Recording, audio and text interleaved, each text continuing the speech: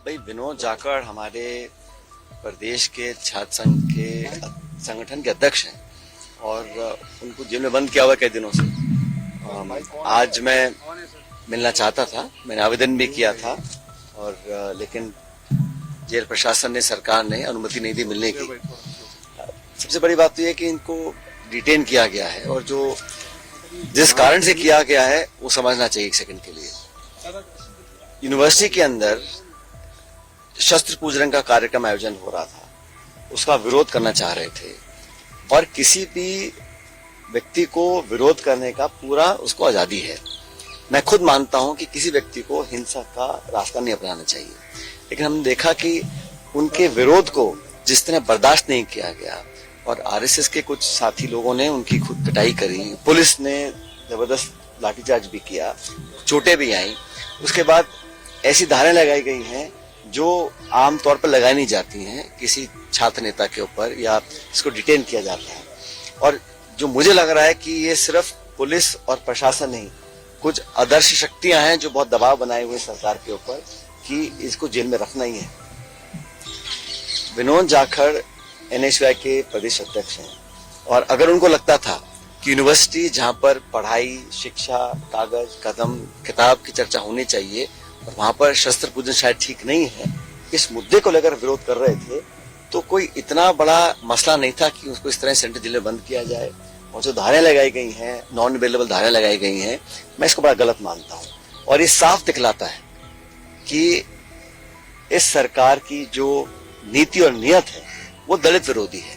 एक दलित परिवार का, हमारे प्रदेश का अध्यक्ष अगर अपने राजनीतिक कर्तव्यों का निर्वहन कर रहा है तो इस तरह उसके साथ ये बर्ताव करना बिल्कुल उचित नहीं है। मुझे लगता है कि अब कोर्ट में दोबारा कल हियरिंग होगी। मुझे पूरी उम्मीद है न्याय मिलेगा।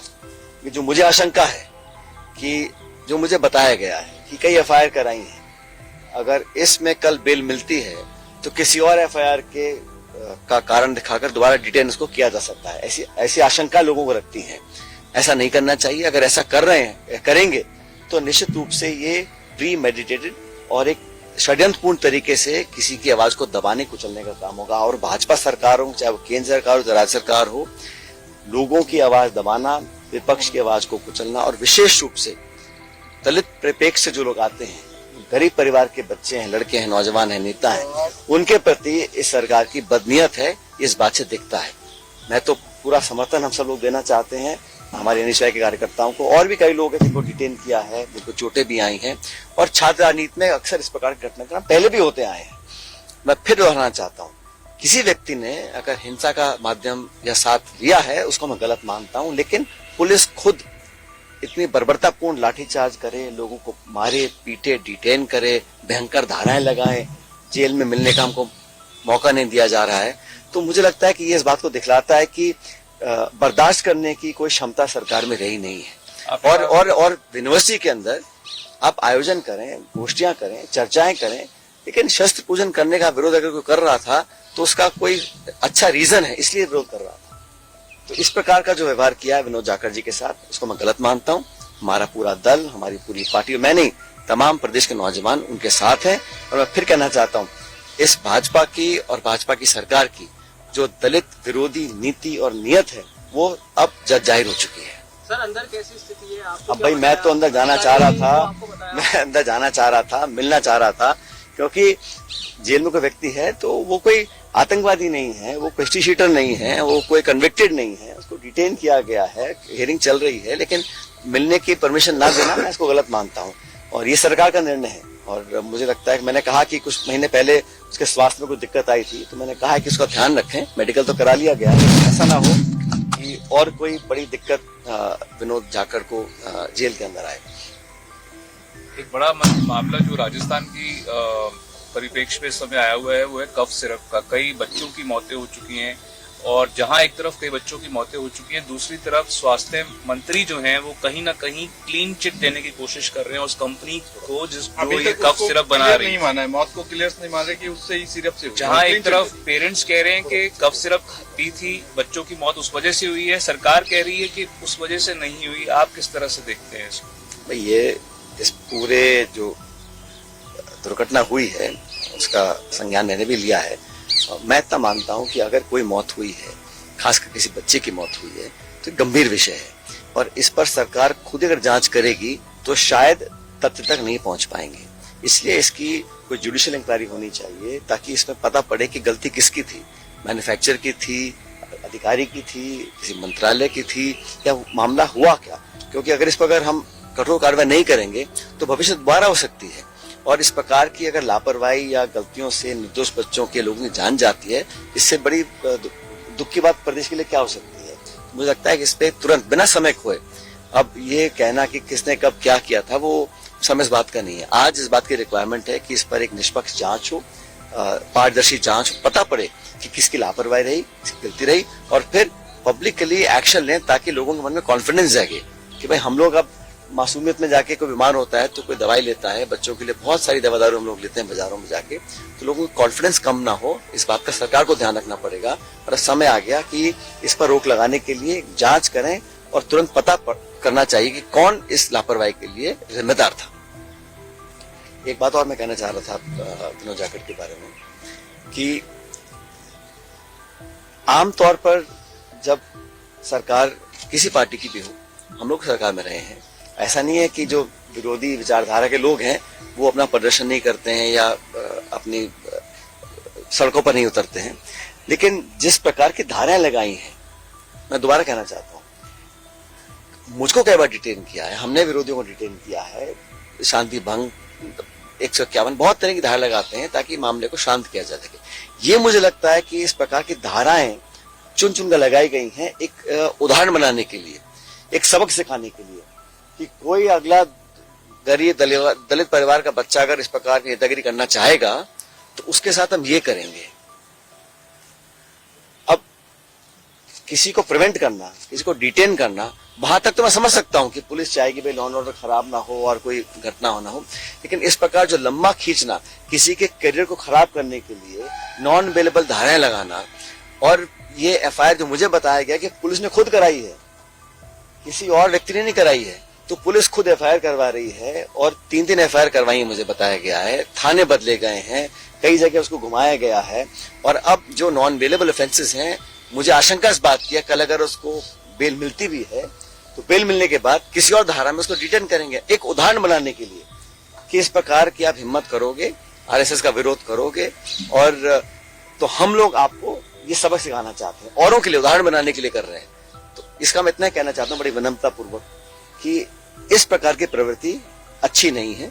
किसी के दबाव में कानून अपना काम करे, किसी के दबाव प्रभाव में काम करेगा तो ये भविष्य के लिए, देश और प्रदेश की राजनीति के लिए अच्छा संकेत नहीं है। हम सब विनोद जाखड़ जी के साथ खड़े हैं और मुझे पूरा विश्वास है न्यायपालिका हम लोगों को न्याय देगा। आपने कहा कि अदृश्य ताकतें इसके पीछे हैं, आप किसकी तरफ, कौन आपके हिसाब से टारगेट कर रहा है विनोद जाखड़ को? आप भी जांच करो, पता पड़ेगा आपको 1-2 दिन में कौन ऐसी ताकत हो सकती है। नहीं ढूंढ पाऊं मैं बता दूंगा आपको। क्या आरएसएस का कार्यक्रम में जाकर के इस तरीके की, नहीं, मैंने कहा ना भाई ऐसा है, ये सारी चीजें यूनिवर्सिटी है, यूनिवर्सिटी में आप विचारधाराएं 100 प्रकार की होती हैं, आप चर्चा करें, संवाद करें, डिबेट करें, सेमिनार करें, कोई दिक्कत नहीं है, लेकिन क्या वही जगह मिली थी शस्त्र पूजन करने के लिए? उससे क्या संकेत देना चाहते हैं? मुझे लगा वो एक सिंबॉलिक था, एक पॉलिटिकल अटेम्प्ट था, एक तरह की आइडियोलॉजी को पुश करने का था। और जो राहुल गांधी जी बार बार बोलते हैं, हमारी पार्टी बोलती है कि इस देश में अब तनाव और आक्रमण की राजनीति को लोग अंजाम देना चाहते हैं। और आप देखिए, जब से राहुल गांधी जी ने ये वोट चोरी का मुद्दा उठाया है और सरकार को कटघरे में खड़ा किया है, तब से उन पर अटैक बढ़ गए हैं। उनके ऊपर भी ईडी के केस लगते हैं, उनको भी तरह तरह की यातनाएं दी जाती हैं, उनको सब तरह के अच्छे बुरे शब्द कहे जाते हैं ताकि उनको डिमोरलाइज किया जा सके।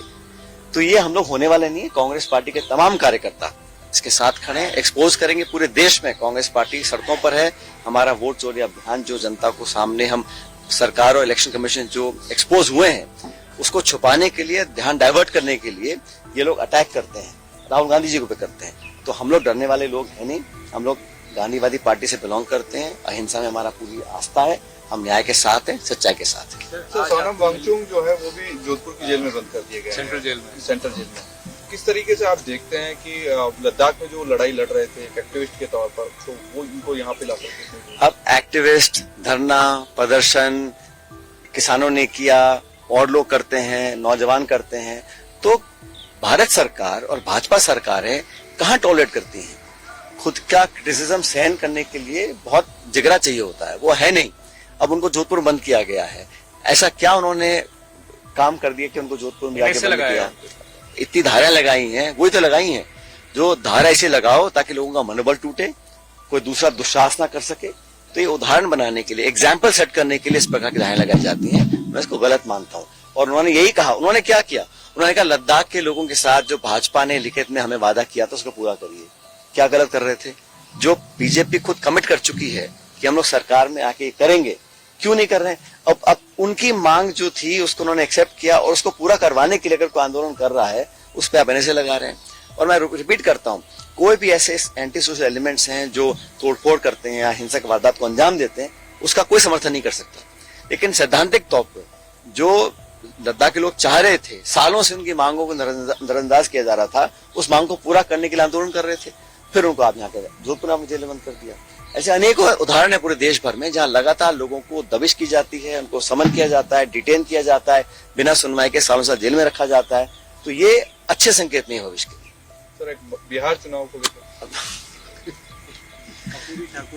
सर, बिहार चुनाव को लेकर के कांग्रेस लगातार मेहनत कर रही है और पर्यवेक्षक भी बनाया गया कि बिहार के लोग अब बदलाव चाहते हैं। और मैं ऐसा मानता हूं कि जो मैंने बिहार में जब राहुल गांधी जी की यात्रा थी, वोट अधिकार यात्रा, उसमें जो जनमानस मैंने देखा, जो रिस्पांस मुझे दिखा, वहां पे लोग अब थक चुके हैं। क्योंकि सत्ता की राजनीति नीतीश ने बहुत दिन कर ली है। वो कुर्सी से चिपके रहे हैं, कभी आरजेडी के साथ, कभी बीजेपी के साथ, लेकिन वहां व्यवस्था को परिवर्तन करना लोग चाहते हैं। और प्रैक्टिकली वहां पर अगर कोई बेहतर वैकल्पिक व्यवस्था को दे सकता है तो हमारा महागठबंधन दे सकता है। बहुत जल्द हम लोग हमारी पार्टीज का जो सीट शेयरिंग होगा उस पर हम डिस्क्लोजर करेंगे, किसको कहाँ लड़ना है। लेकिन बिहार के लोग अब इस डबल इंजन से परेशान हो चुके हैं, बदलाव चाहते हैं। और बिहार वो राज्य है जहाँ की ऐतिहासिक, सामाजिक, राजनीतिक जो भूमिका रही है इस देश में आजादी से पहले और आजादी के बाद, उसको कोई डिनाई नहीं कर सकता। तो बिहार महत्वपूर्ण राज्य है, मुझे पूरा विश्वास है कि वहाँ बदलाव होगा और हमारे गठबंधन की सरकार बनेगी। क्या कांग्रेस और आरजेडी के बीच में बिहार में सीट शेयरिंग एक मेजर चैलेंज है? कोई चैलेंज नहीं है। हमारा ऑब्जेक्टिव ये नहीं है कि कौन 2 कम या 4 ज्यादा पे लड़ेगा। हमारा ऑब्जेक्टिव सरकार बनाने का है, बदलाव लाने का है और उस दिशा में हम लोग मिलकर काम कर रहे हैं। राहुल जी ने यात्रा निकाली, तेजस्वी उसमें साथ थे और हम लोग मिलकर दोनों दल, और ये बात सिर्फ नेताओं की नहीं है, जो कार्यकर्ता भी हैं आपस में धरातल पर, बूथ लेवल पर एक दूसरे का सपोर्ट कर रहे हैं। मनीष, 2 सवाल कर लेते हैं। सब 2 सवाल अंग्रेजी में चाहिए। सब करेंगे।